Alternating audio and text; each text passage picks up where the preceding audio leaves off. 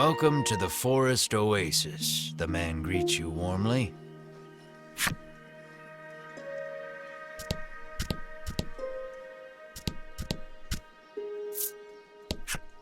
You happen upon a man greedily guzzling well water. Could it truly be that much better than ordinary water?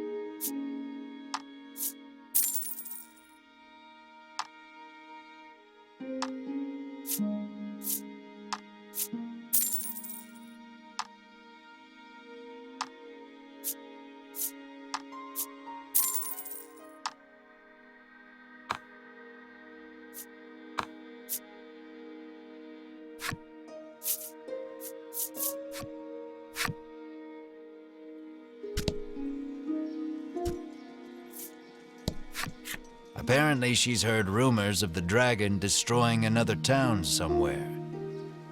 Our village would burn down so easily, she mutters, perhaps a bit more afraid of the symptom than the cause.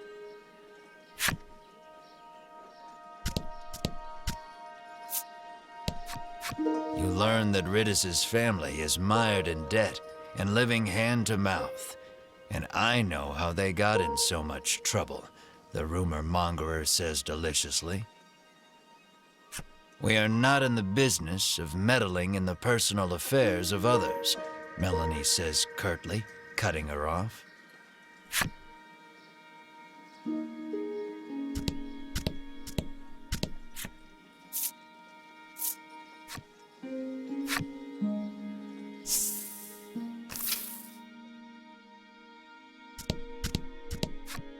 Ridis pores over a book while practicing on the woodland flute. She remains dreadful at it. The instant you begin speaking, she nearly leaps out of her skin and hides the book. She somehow hadn't noticed you. I thought you were the debt collectors. You can't sneak up on me like that, she stammers, struggling to regain her composure.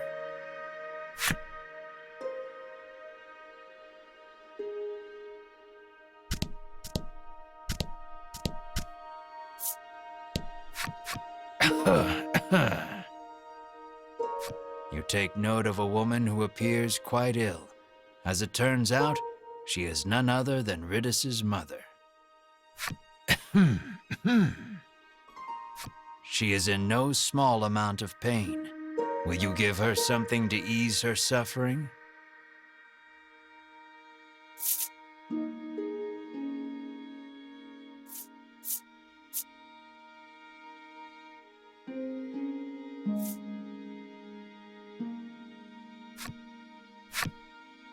The item you've proffered has no effect on her illness.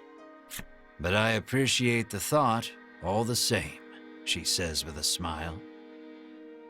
Ridis's mother hands you mysterious card 3 as a token of her gratitude.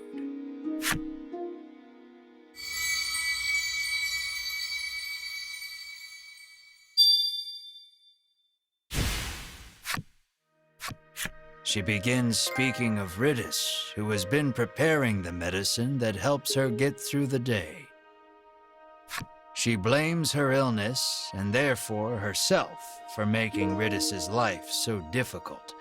The more she talks, the more her face drops.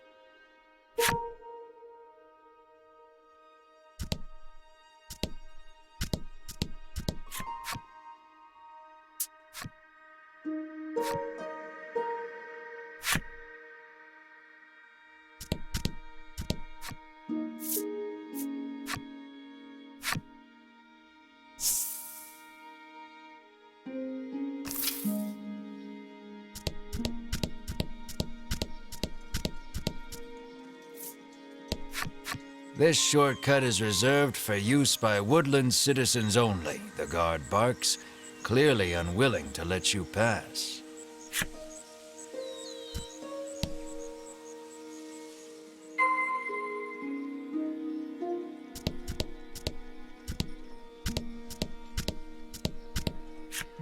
Been a while since we've had any outsiders, the innkeeper says, beckoning the party inside. It turns out this inn is simply a place where the poor, lost souls trapped in the bewildering wood may recover. You may stay as long as you like, free of charge.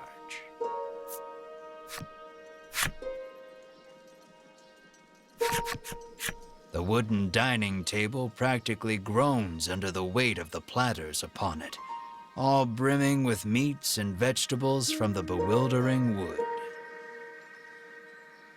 I've certainly earned this, you say to yourself, as you slide into your seat at the table, positively drooling over the feast before you. Melanie takes no note of your boorish behavior, uttering a small prayer of thanksgiving before reaching for a plate of vegetables. Mar sits, eyes fixed on the food upon the table, statuesque in his stillness. What a good boy.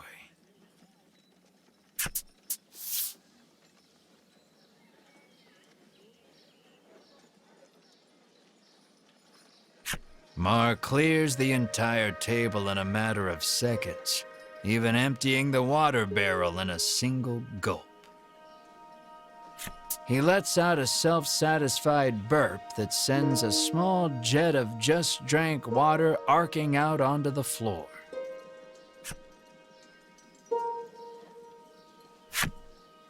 The sun sinks low, and the day draws to a close.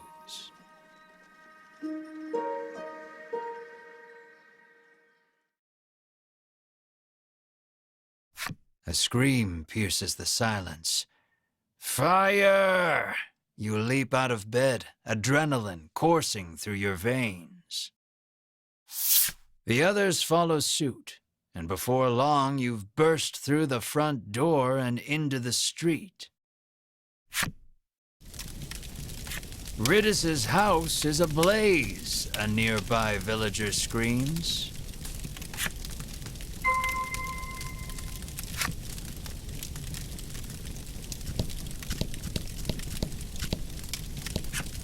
My mother is still inside, Riddis shrieks, darting past you to fetch water from the well south of the village.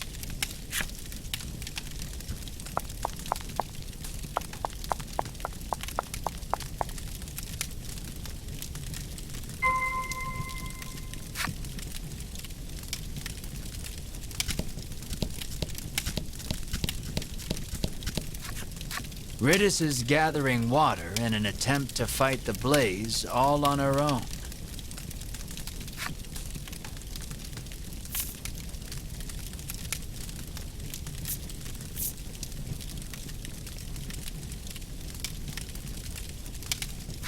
Melanie tosses a nearby bucket into the well and hauls it up by the rope.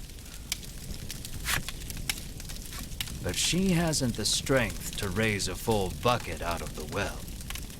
She releases the rope and examines her raw, reddened hands. None can say she did not try.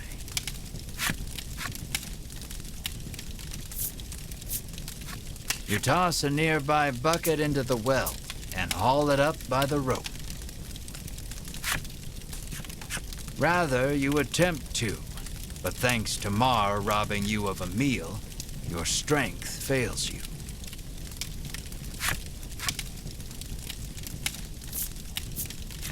Mar's eyes light up. He scrambles over the edge of the well and sucks the well dry in an instant. He pokes at his swollen belly and gestures toward Riddis's house, as if to say, "Get me back there, quick."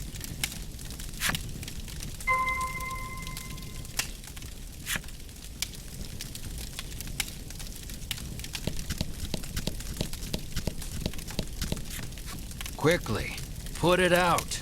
You have to put it out, Riddis screams at Mar.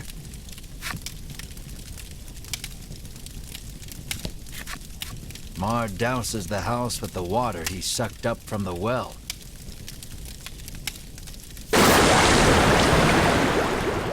The fire is reduced to mere embers, and all is well. Or so you think. Something darts out from behind the house and attacks.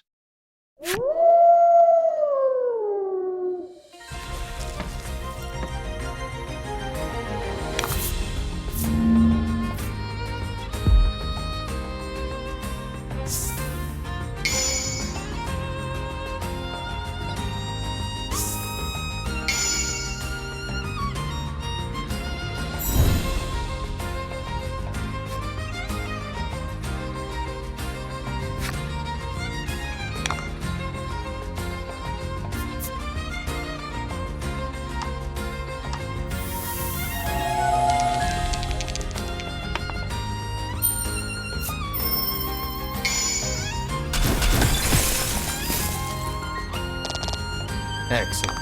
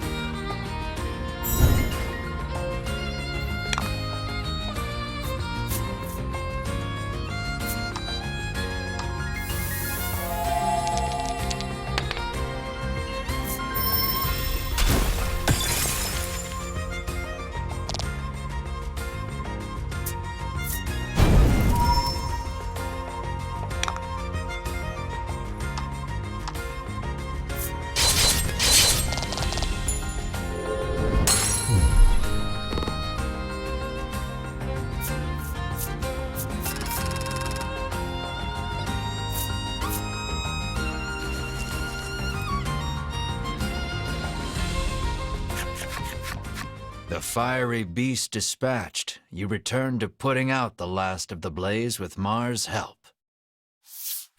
Ridis's mother, now safe, tells you the creature came out of nowhere and set the house aflame. What would bring a creature of fire to a place like this, you wonder?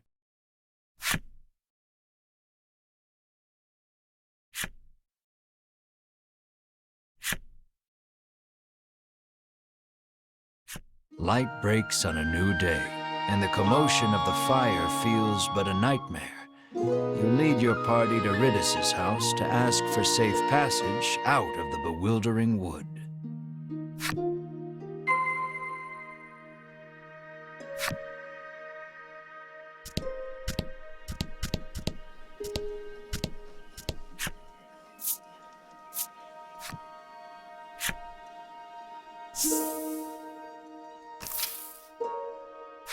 Though spared from complete collapse, Ridis's home has been thoroughly scorched.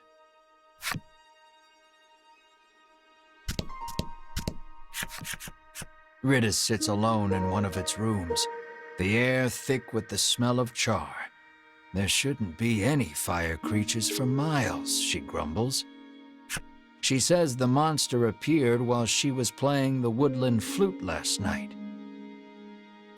As to why any monsters, let alone fire monsters, appeared, well...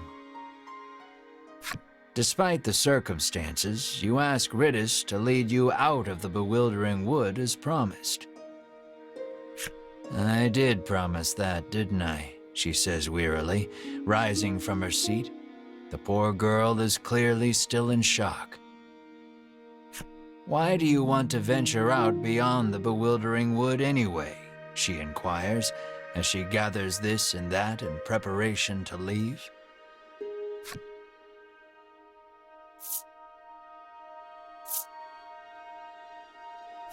We are in search of the dragon, you say valiantly, adding, the reward will be significant should we defeat him. Honesty is the best policy. Sounds like a real risky way to make a living, she replies flatly, feigning interest. A group of Ivory Order people came through here just the other day, she explains. You connect the dots with malice. Those three, you seethe. At last, Ridis is ready to depart for the edge of the bewildering wood.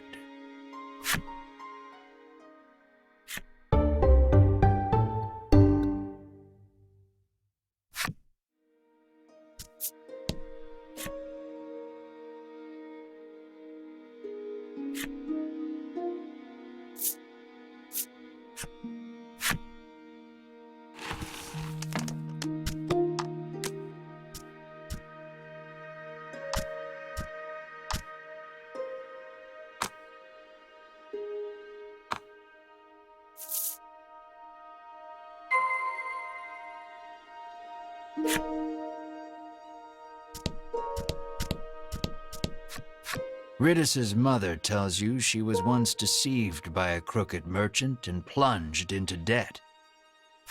Ridis has been working to repay the debt ever since her mother took ill. You lightly press your thumb and forefinger to the corner of each eye, a mixture of sadness and anger swirling within you.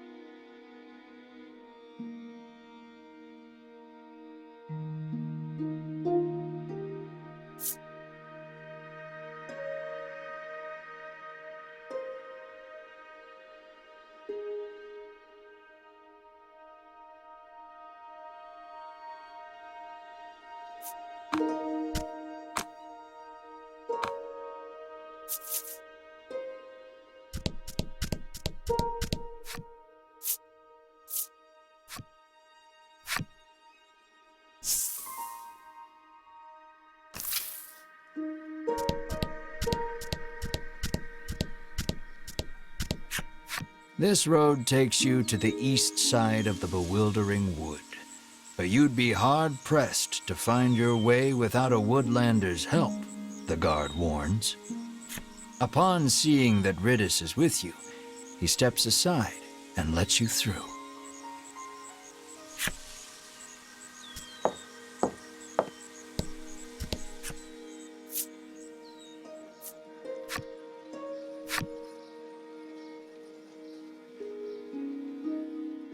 The eastern portion of the woods certainly does not want for thick, soupy fog.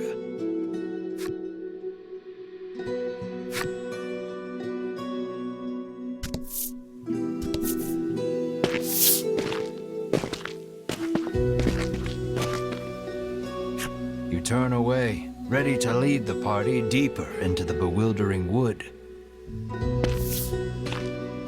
"Wait just a moment, you lot," calls the voice of an older man from somewhere behind you.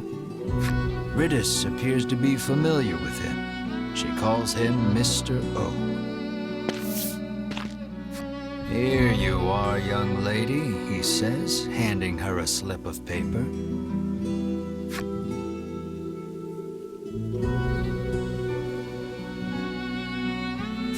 Oh dear. Further, Mr. O explains, Riddis did not have a fire insurance policy at the time of the conflagration, and so she shall have to pay in full. "I'll thank you kindly to pay by the end of the month. Bye now," Mr. O says, receding from view as he returns to the forest. Hee hee. Riddis lets out a bemused chuckle, her demeanor remarkably calm for what has just transpired. She pulls the woodland flute from her cloak and begins softly playing.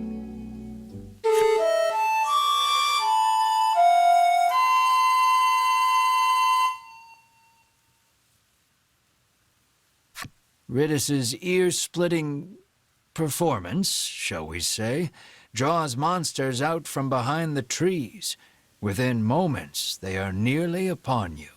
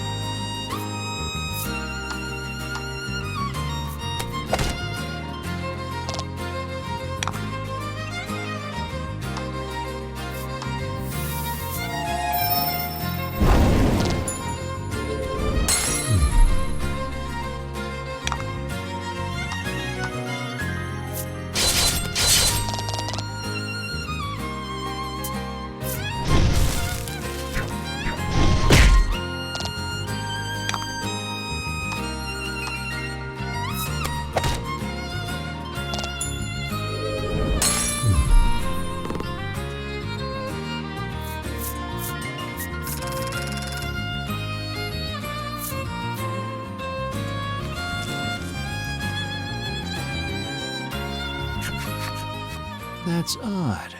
I must have made a mistake, Riddis says, burying her face in her old book once more.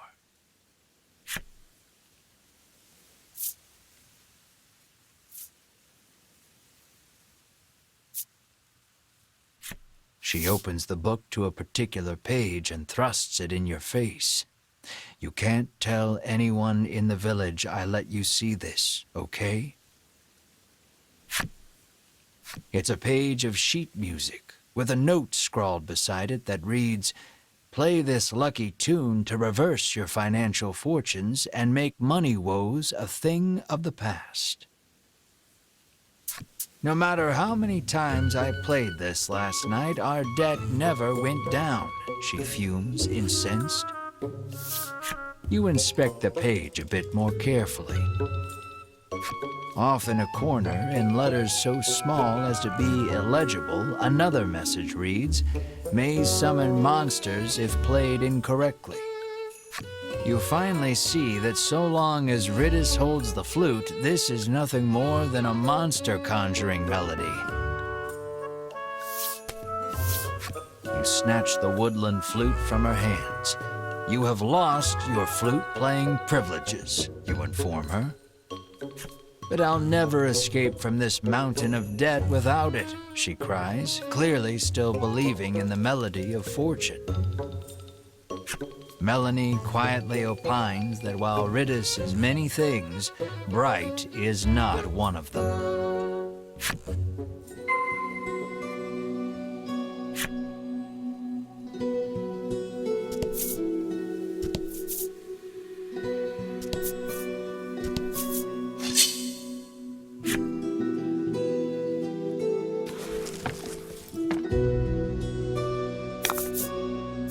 Don't hold back.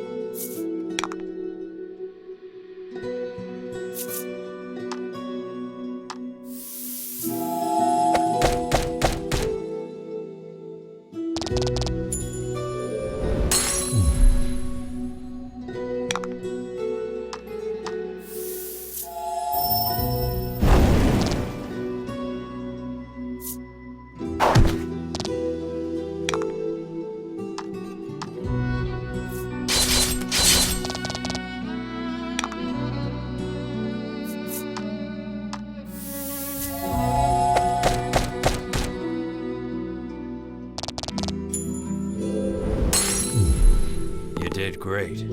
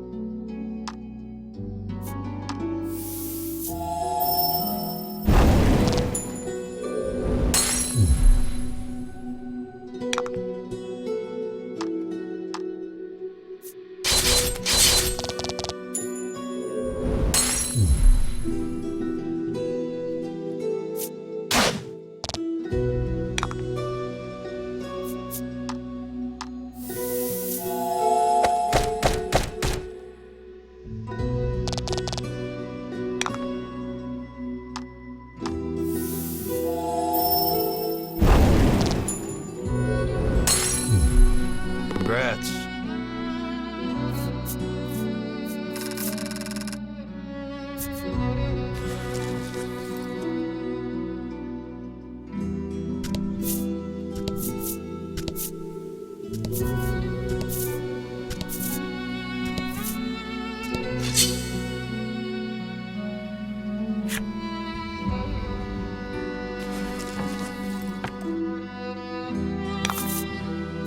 About the enemy.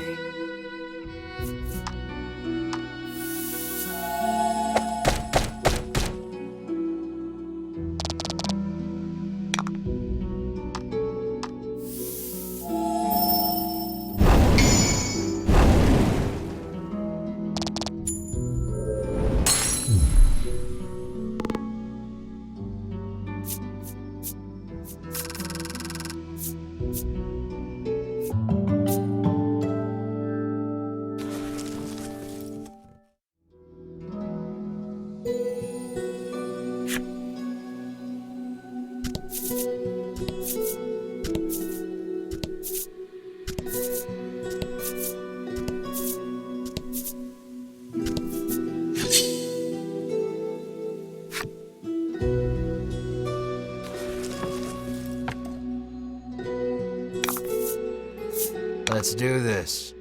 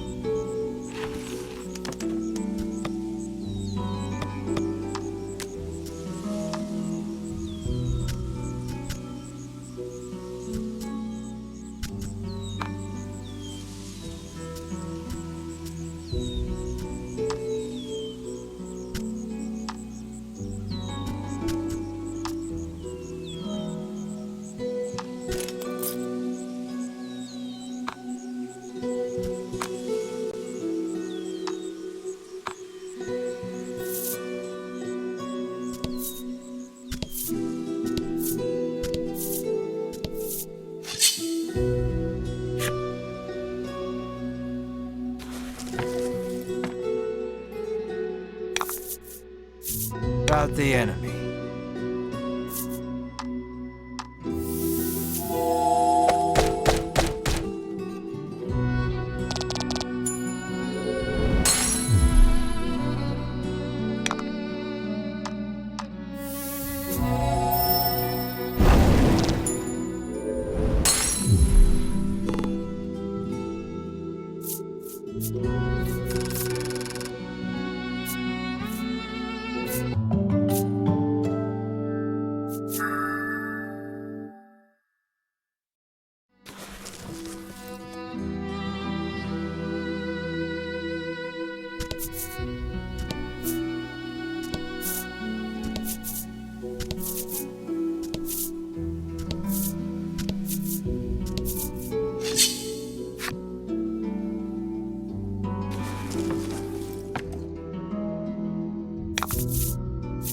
Don't hold back.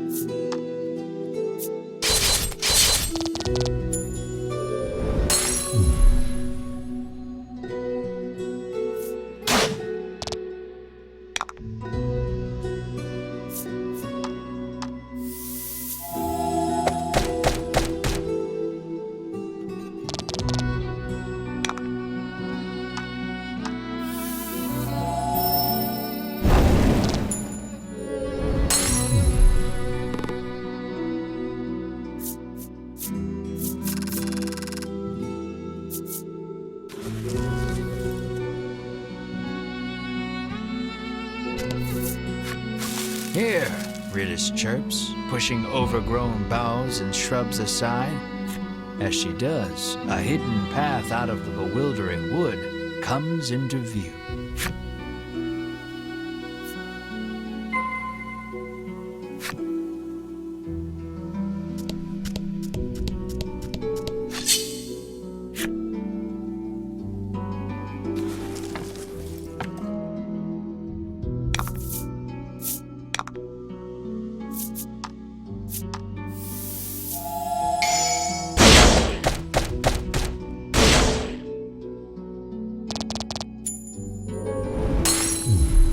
That was lucky.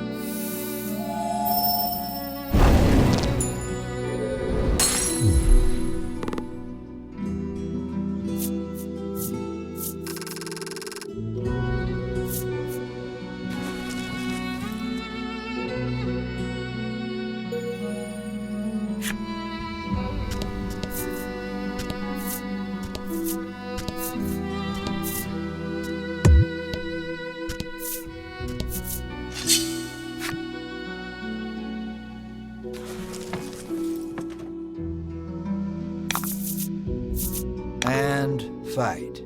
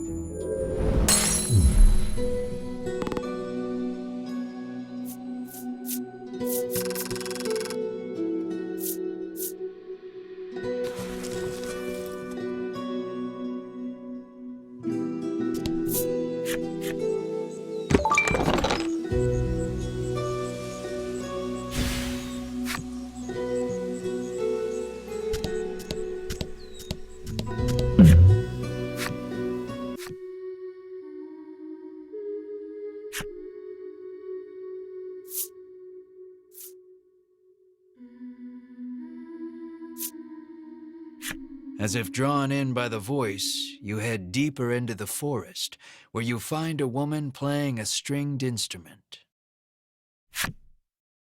"Why won't the right words come to me?" she laments, her fingers stopping on the strings. Hearing her sigh, you offer to help her with her song. "Very well then. Please finish this verse," she responds, then begins to sing.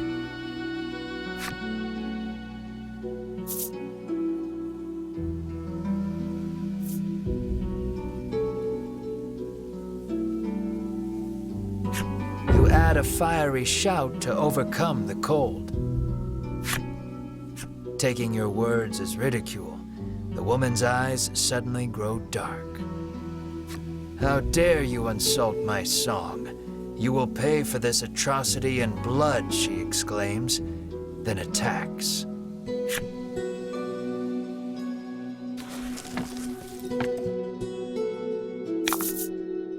Rout the enemy.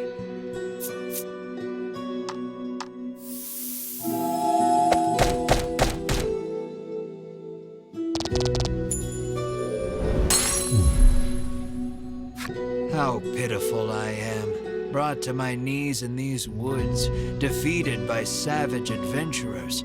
Ah, what an epic song that would be.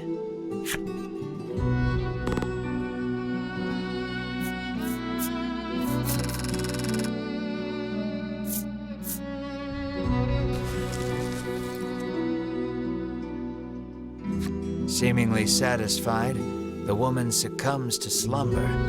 You decide to part ways from this woman, hopefully never to meet again.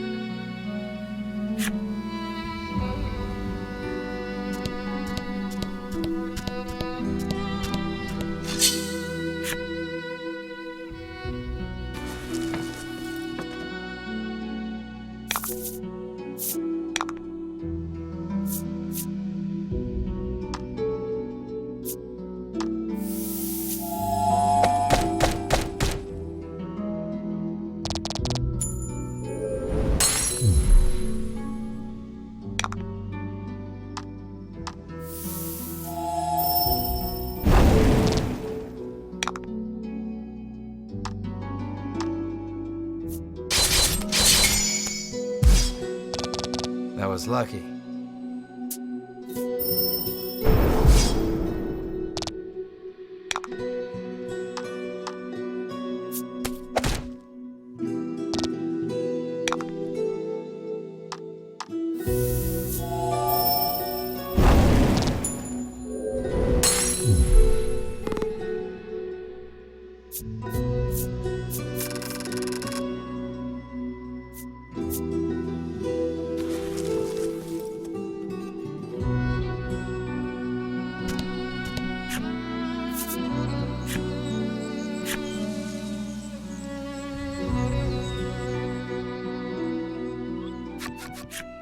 At last, you are free of the bewildering wood.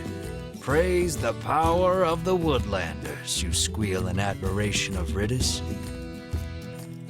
She giggles bashfully. "You've certainly kept your promise," you say. "Thank you for showing us the way."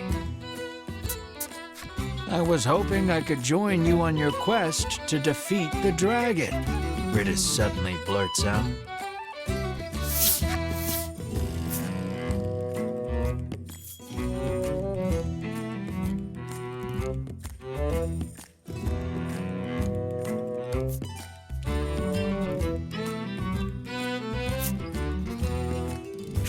She takes out her old book and thrusts another page in your face. This week's creature of fortune is the dragon. Boons may befall those who encounter him. Melanie's jaw goes slack. What is the deal with this book? Melanie asks, bewildered. I can probably pay off my debt if we can just defeat the dragon, Ritus chirps, revealing her true intentions. No, I won't dilute my share of the riches any further. No more additions to the party, you bark. Have you no heart? Are you just going to leave a young, helpless girl like me to drown in an ocean of debt and deal with that crusty old man? Ritus fires back relentlessly. I want to go. No. So goes the endless chorus of your thoroughly unproductive argument. Melanie calmly reminds you that the party in its current form stands little chance of defeating the dragon. See, you need me, Ritus says, sensing an opportunity. Your well-reasoned argument of no thwarted, you nod your head in resignation and welcome Ritus to the party.